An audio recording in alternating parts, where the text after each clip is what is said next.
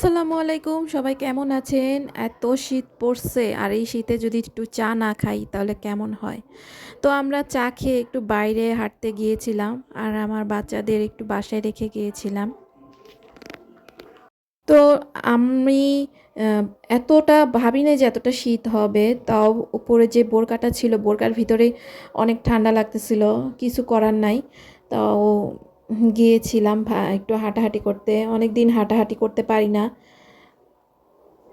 আর এই যে আ আমি যেই জিনিসটা খাচ্ছি সেটাকে রাজকাচুরি বলে। এটা আমি এই ১ম খাচ্ছি। তো এটার স্বাদ কেমন?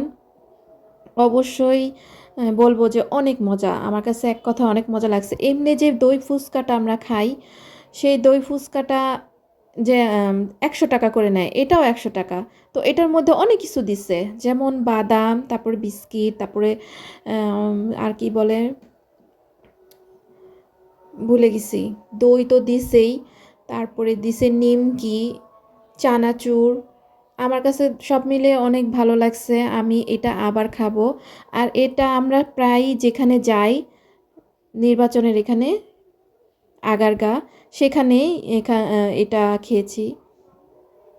তো আমি এই হাতের এটা অনেকবার মানে দেখানোর চেষ্টা করতেছিলাম যে হাতের এটা এখানে কিছু একটা লেখা আছে।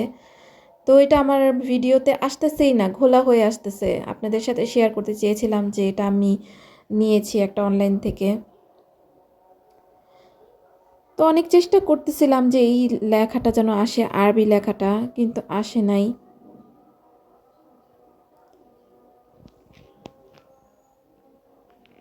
বাসা থেকে চা খাওয়ার পরে আবার বাইরে একটু ঠান্ডার মধ্যে চা না খেলে হয়। কিন্তু এখানে আরেকটা কাণ্ড হইছে যে আমি বলছিলাম মালাই চা অর্ডার দেওয়ার জন্য।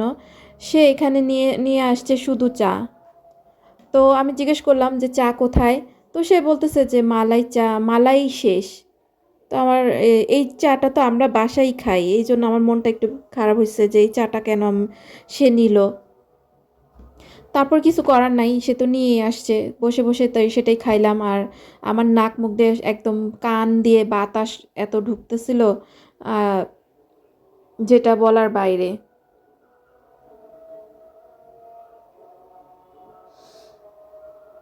এই জায়গাটা আমার খুবই ভালো লাগে। কারণ এখানে প্রত্যেক শুক্রবার আর শনিবার মেলা বসে। যার কারণে এই জায়গাটা অনেক জমজমাট থাকে। আমরা প্রায় এখানে আসি। এখন শীতের কারণে বাচ্চাদের তেমন একটা নিয়ে আসা হয় না। এইটা আমি ভিডিও করে রেখেছি কারণ আমি নেক্সট টাইম গেলে এটা আমি আবার খাবো। এইজন্য এটা মনে রাখার জন্য এটা ভিডিও করা আর আপনাদের সাথে শেয়ার করা। কে, কে এই রাজ কাচুরিটা খেয়েছেন অবশ্যই আমাকে জানাবেন। আর কার কাছে কেমন ভালো লাগছে নাকি খারাপ লাগছে সেটাও জানাবেন। অনেক রকমের ছিল। দই ফুচকা, রাজ কাচুরি, তারপরে এখানে ছিল আবার পানিপুরি। পানিপুরিটাও খাইনি।